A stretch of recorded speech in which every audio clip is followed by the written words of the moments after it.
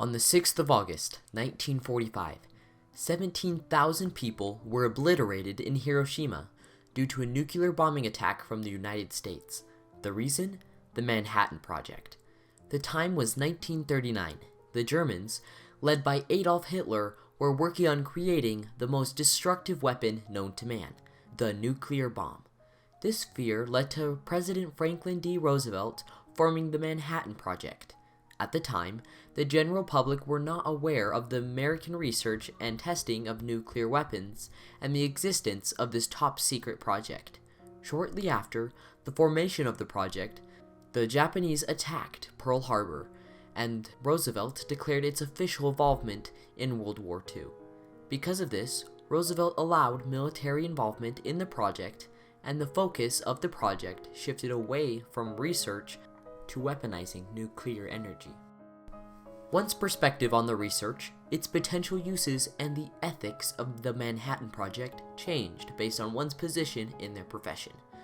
Before the Manhattan Project even started, scientists in Nazi Germany were researching and experimenting on the atom. Eventually, scientists Otto Hahn and Fritz Strassmann had an unexpected discovery with the element uranium. They discovered that if they shot neutrons at uranium, the element would break into two much lighter elements. The combined mass of these two elements was less than the mass of the uranium. This realization led the two scientists to discover that the missing mass must have been converted into energy, as Einstein's formula, E equals mc squared, stated. They then later discovered that most of this energy was in the form of neutrons firing off from the impact site.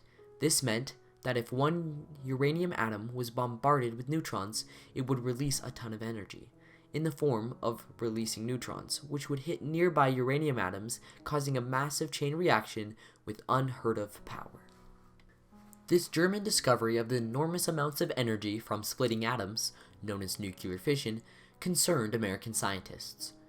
This concern by these scientists eventually led to the formation of the Manhattan Project. Quote, "The Manhattan Project, the American and British project, developed an atomic bomb, originated in the fear that the Germans were developing a weapon that was going to employ atomic energy and would be very destructive, horrible new weapon. There was a feeling if the Germans got that, the United States and the British would be at a woeful disadvantage," unquote. The last things the Americans wanted was Germany to get a hold of a superweapon of mass destruction. However, at the time, all of this talk of Germany potentially having plans for a nuclear weapon was all talk, and while aware, the US government made no action. The American scientists just wanted to research and experiment on uranium and nuclear fission and try to get ahead of Germany's scientists. At first, American scientists saw the potential of nuclear fission as a source of reliable, self-sustaining energy that could be used for heat and power if the environment could be controlled. However, some scientists disagreed that this could even be possible. Quote, "Einstein compared particle bombardment with shooting in the dark at scarce birds, while Bohr agreed the chances of taming atomic energy were remote," unquote. This just proves the fact that the scientists were researching in uncharted territories, and in science they didn't fully understand. One's perspective on the research, its potential uses, and the ethics of the Manhattan Project changed based on one's position in the government. After the scientists had first discovered the enormous power nuclear fission could produce, one of the scientists, by the name of Albert Einstein, derived that this energy could be used for military purposes. He and physicist Leo Szilard then proceeded to write a letter in August 1939 to President Roosevelt, concerning him with the possible dangers of a nuclear chain reaction discovery. In this letter, Einstein details that the uranium may be turned into a new and important source of energy in the immediate future, and calls for the US government to be watchful, as this discovery could lead to the construction of extremely powerful bombs that would have the possibility of completely destroying an entire port. Einstein then requests that the government start funding the research on uranium, as Germany has stopped their sale of uranium, and German physicists are currently engaged in uranium research.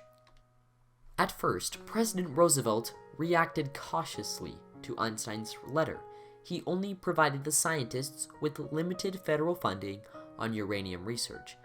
As of then, making an atomic bomb was theoretical, and there was no such rush to develop it as the US was not involved yet in World War II. The government's real involvement in the atomic energy program did not start until 1942, when the Japanese attacked Pearl Harbor, and the US declared its involvement in World War II. Even then, government officials were skeptical and questioned the viability of nuclear research, as it was a fairly recent discovery.